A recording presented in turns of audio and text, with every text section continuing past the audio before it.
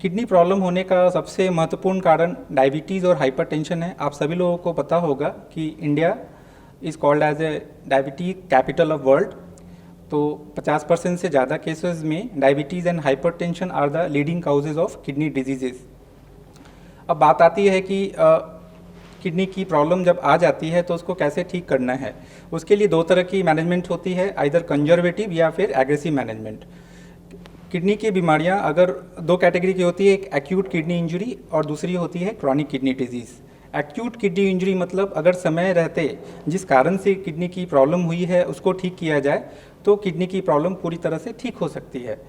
Chronic kidney disease अगर kidney की problem 3 महीने से ज़्यादा परसिस्ट करती है और उसमें किडनी के स्ट्रक्चर में किसी तरह का कोई डैमेज हो गया हो, उसको अगर हम लोग ठीक भी करते हैं फिर भी वो पूरी तरह से अपने नॉर्मल स्टेट में पहुंच नहीं पाता, तो ऐसे बीमारियों को क्रॉनिक किडनी डिजीज़ बोलते हैं।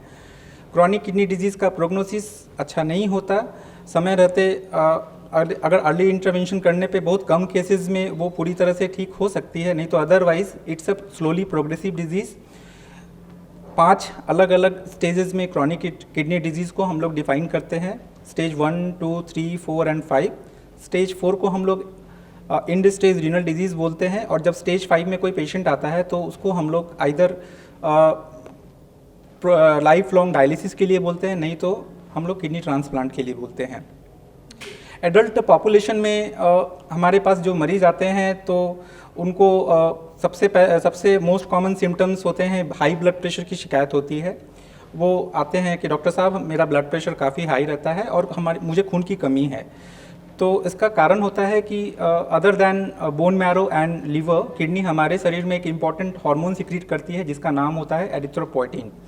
तो क्रॉनिक किडनी डिजीज़ के पेशेंट में ये एरिथ्रोपोइटिन हार्मोन का जो सिक्रीशन होता है वो बंद हो जाता है, क्योंकि उसमें क्रॉनिक स्कारिंग के कारण जो सेल्स होते हैं जो एरिथ्रोपोइटिन को बनाते हैं वो परमानेंटली डैमेज हो जाते हैं।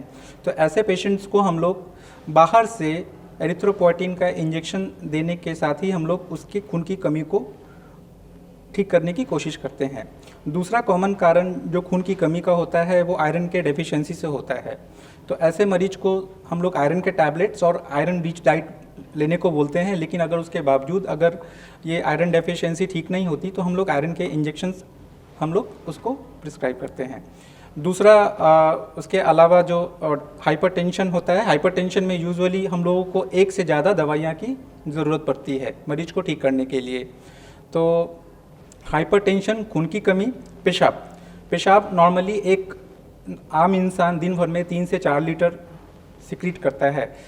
अगर आपके शरीर में पेशाब नॉर्मल लेवल से या तो काफ़ी ज़्यादा या काफ़ी कम बन रहा हो, ये दोनों किडनी की बीमारियों से संबंधित हो सकती है। रात में अगर 50% से ज़्यादा पेशाब यानी 3 से ज़्यादा बार अगर उठ के पेशाब करने के लिए मरीज को जाना पड़ रहा हो तो ये भी किडनी से रिलेटेड एक प्रॉब्लम हो सकती है।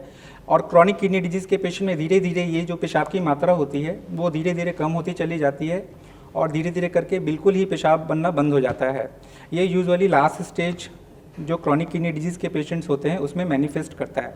तो किडनी का हमारे शरीर में बहुत सारे इंपॉर्टेंट फंक्शंस हैं, जिसमें से सबसे मोस्ट इम्पॉर्टेंट फंक्शन हमारे शरीर में ये वाटर बैलेंस को मेंटेन करती है।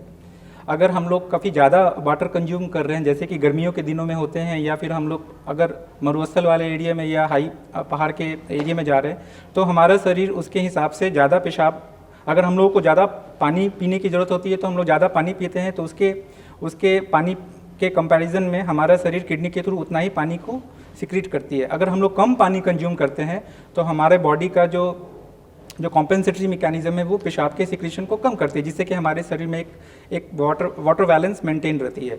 अगर ये बैलेंस गड़बड़ा गया, अगर हम लोग काफ़ी ज़्यादा पानी कंज्यूम कर रहे हैं और पेशाब उसके कंपैरिजन में उस हिसाब से नहीं निकल रहा है, तो ऑब्वियसली हमारे शरीर के डिफरेंट पार्ट्स में स्वेलिंग आना स्टार्ट हो जाएगी।